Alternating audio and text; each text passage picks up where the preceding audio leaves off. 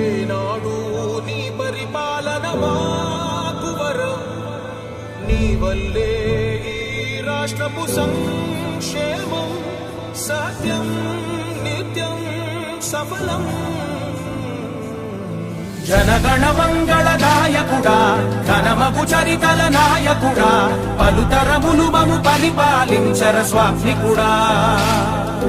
నవయుగ మేధో సైనికుడా, సమయము తెలియని సేవకుడా, యువ నవ్యాంధ్రకు ప్రగతిని చూపర సాధకుడా, వైతాళికుడా.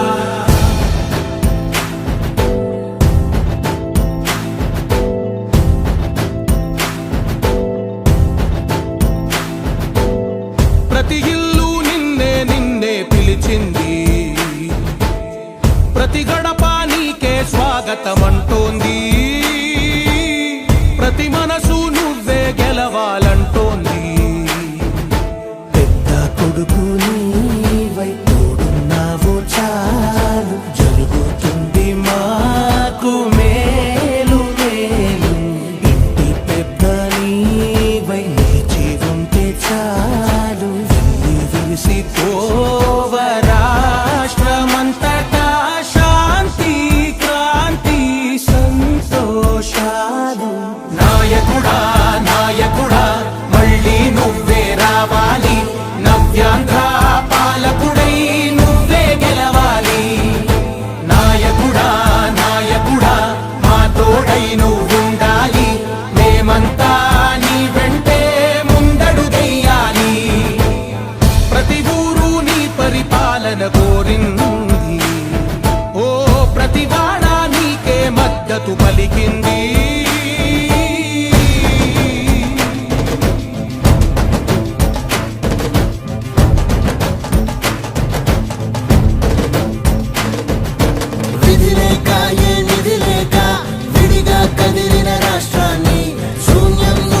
సౌభాగ్యానికి నువ్వే మార్చావు. ఆత్మ గౌరవ గీతికవై, మా జాతి పౌరుష దీపికవై, నవ్యాంధ్ర జనతా సారథివై నడిచావు నడిపావు. మా బంగారు భవితనువై, మా రానున్న చరితనువై, మా ప్రియతమ నేతనువై పిలిచావు గెలిచావు.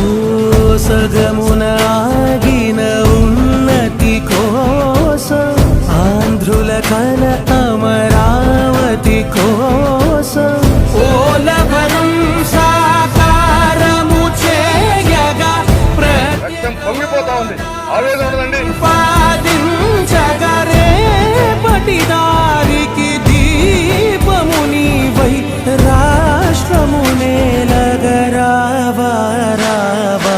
నాయకుడా నాయకుడా మళ్ళీ నువ్వే రావాలి, నవ్యాంధ్ర పాలకుడై నువ్వే గెలవాలి. నాయకుడా నాయకుడా మా తోడై నువ్వుండాలి, మేమంతా నీ వెంటే ముందడుగెయ్యాలి.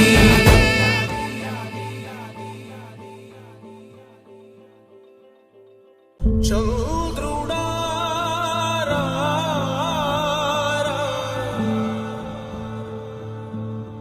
ఇంద్రుడై రాధిరా, ఏనాడు నీ పరిపాలన మాకు వరం, నీ వల్లే ఈ రాష్ట్రపు సంక్షేమం సత్యం నిత్యం సఫలం. జనగణ మంగళ నాయకుడా, ఘనమగు చరితల నాయకుడా, పలుతరములు మము పరిపాలించర స్వామికుడా. నవయుగ మేధో సైనికుడా, సమయము తెలియని సేవకుడా, యువ నవ్యాంధ్రకు ప్రగతిని చూపర సాధకుడా, వైతాళికుడా.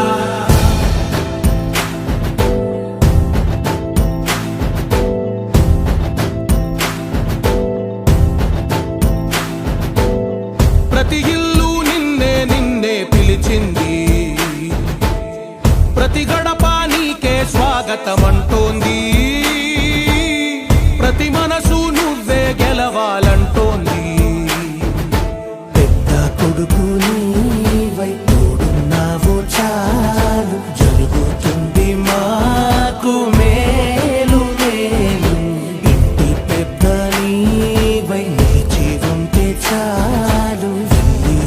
వెలిగిపోవ రాష్ట్రమంతటా శాంతి క్రాంతి సంతోషాలు. నాయకుడా నాయకుడా మళ్ళీ నువ్వే రావాలి, నవ్యాంధ్ర పాలకుడై నువ్వే గెలవాలి. నాయకుడా నాయకుడా మా తోడై నువ్వుండాలి, మేమంతా నీ వెంటే ముందడుగెయ్యాలి. ప్రతి ఊరు నీ పరిపాలన కోరింది, ఓ ప్రతి వాడ నీకే మద్దతు పలికింది.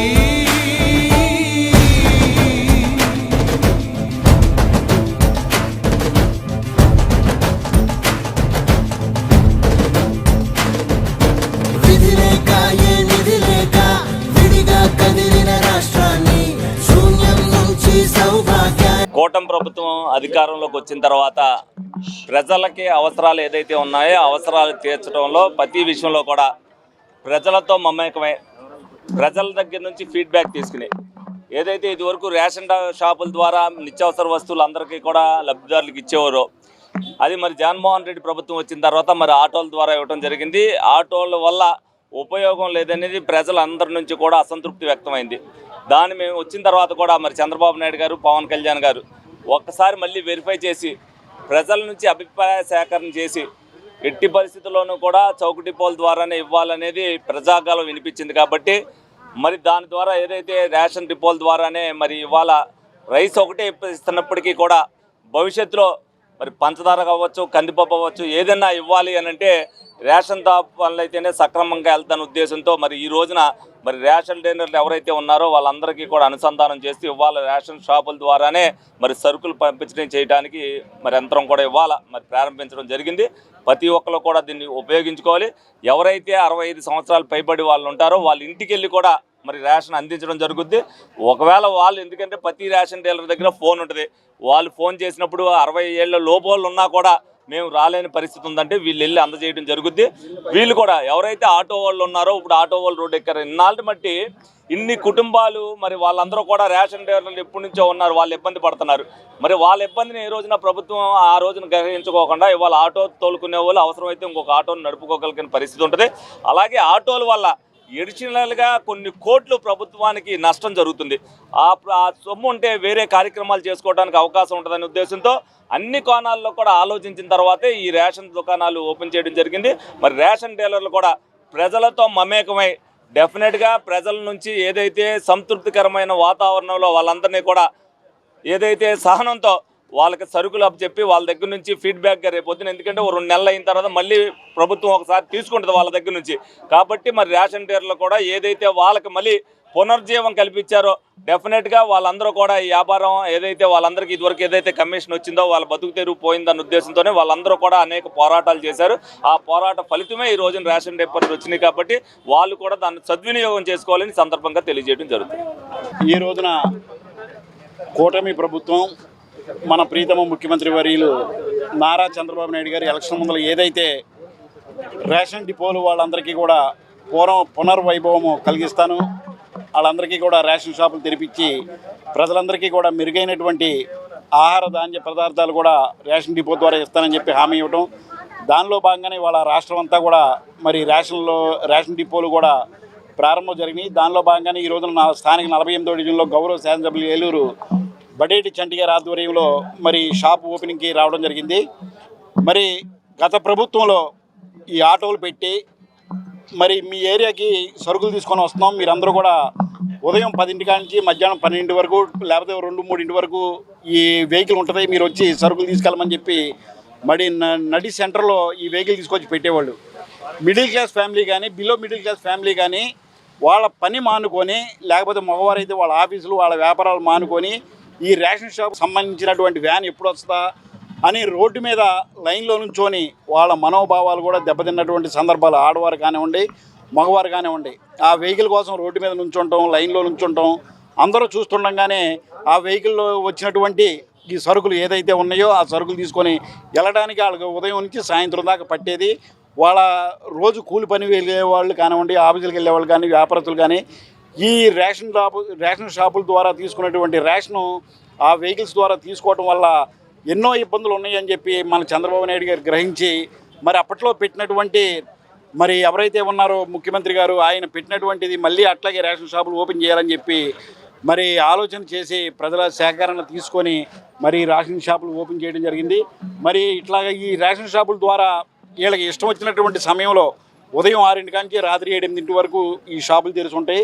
ఎవరికే ఖాళీగా ఉన్నప్పుడు వచ్చి వాళ్ళు సరుకులు తీసుకునేటువంటి సౌలభ్యం రాష్ట్ర ప్రభుత్వం కల్పించింది. కాబట్టి ప్రజలందరూ కూడా మరి చంద్రబాబు నాయుడు గారికి కృతజ్ఞతలై ఉండాలని చెప్పేసి సందర్భంగా తెలియజేస్తున్నాం. మన ఏలూరులో స్వీట్స్ సందడి, ఎన్నో స్వీట్ షాపులు వచ్చాయి. అందరి నోరూరించేలా రకరకాల స్వీట్స్ సరికొత్తగా నాణ్యత ప్రమాణాలతో అతి తక్కువ ధరలకి మనకి ఇష్టమైన స్వీట్లు సరికొత్త రుచులతో అందిస్తున్న మన రెడ్డి స్వీట్స్ అండ్ బేకరీ. సామాన్యుడికి స్వీట్స్ తినే అవకాశం మన రెడ్డి స్వీట్స్ లోనే. ఇక విజయవాడకు వెళ్ళనవసరం లేదు. సారికి కావాల్సిన అరిసెలు, కజ్జికాయలు, గోరిమేటీలు, సున్నుండలు, బొబ్బట్లు, పూతరేకులు, చిలకలు, చలివిడి అతి తక్కువ రేట్లు మన రెడ్డి స్వీట్స్ లోనే లభించును. షుగర్ ఫ్రీ స్వీట్లు కూడా మన రెడ్డి స్వీట్స్ లోనే అందుబాటులో ఉన్నాయి. మన ఇళ్లలో జరిగే శుభకార్యాలకు స్వీట్లు, హాట్లు ఆర్డర్స్ పైన మన గుమ్మం ముంగిటే అందించడమే రెడ్డి స్వీట్స్ ప్రత్యేకత. అలాగే జెల్ కేకులు, కూల్ కేకులు, red velvet, chocolate, black forest, white forest కేకులు ఆర్డర్ చేసిన వెంటనే అందించబడును. మా address new municipal shopping complex, Chandana brothers ప్రక్కన, మెయిన్ బజార్, ఏలూరు 1. మా ఫోన్ నెంబర్ 9985035544.